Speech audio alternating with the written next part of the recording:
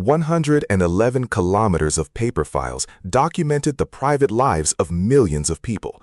This was the Ministry for State Security, the sword and shield of the ruling Socialist Unity Party.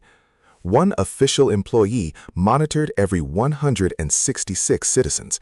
This ratio created the most dense surveillance apparatus in human history, exceeding the reach of the Soviet KGB or the Nazi Gestapo. Beyond official staff, 189,000 unofficial collaborators provided intelligence. These citizens reported on friends, co-workers, and family members to secure career advantages or avoid state pressure. Recruitment often relied on the principle of social duty or subtle blackmail. Agents identified personal weaknesses like extramarital affairs or illegal currency exchange to force individuals into cooperation as informants.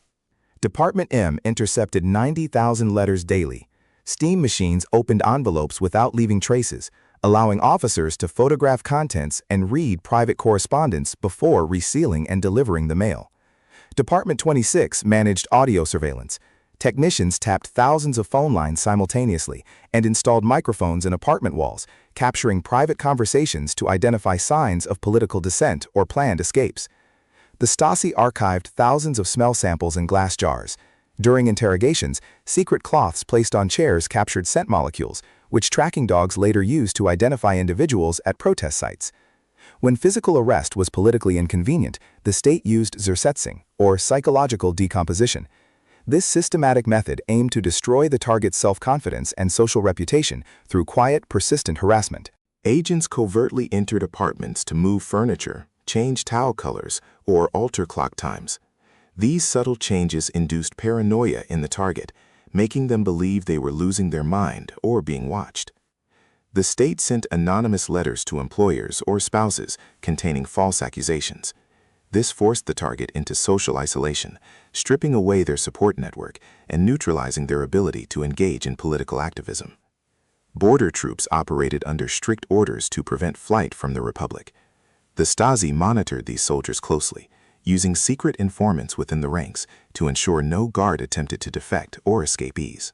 Hohenschönhausen served as the primary remand prison. Here, prisoners were kept in total isolation and subjected to sleep deprivation and psychological pressure to extract confessions without leaving physical marks of torture on the body. Interrogators used meticulously planned scripts designed to exploit individual personality traits. They rotated shifts to keep the suspect awake for days, utilizing the exhaustion to break down mental defenses and force signed statements. The main directorate for reconnaissance managed foreign spying.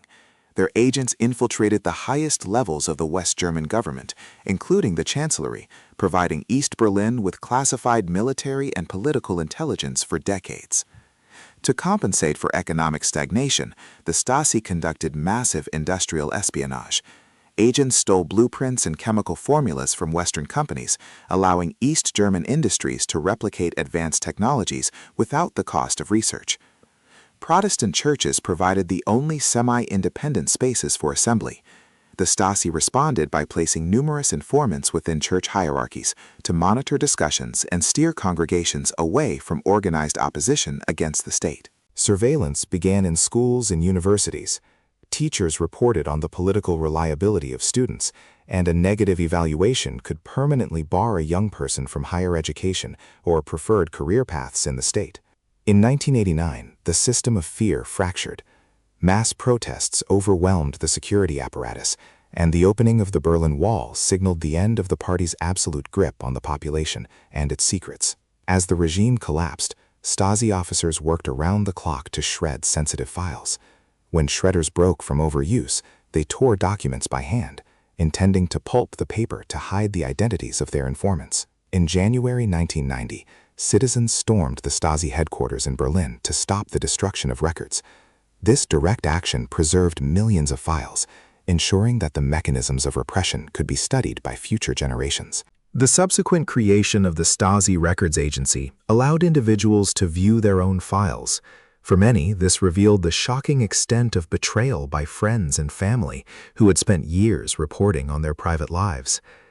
Bags of hand-torn fragments are currently being reconstructed using digital imaging. This project aims to recover the information the secret police tried to destroy, slowly piecing together the final days of the surveillance state operations.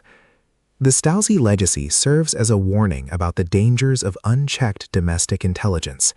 It demonstrates how a focus on total security inevitably leads to the total erosion of trust and the destruction of the private sphere. While the Stasi used physical files and human informants, the principles of mass data collection remain relevant today. Analyzing their methods provides a framework for understanding how modern digital surveillance can impact human behavior and social stability. Understanding the Ministerium for Staatssicherheit is not just an exercise in history, but a necessary study of how power functions when it operates without transparency.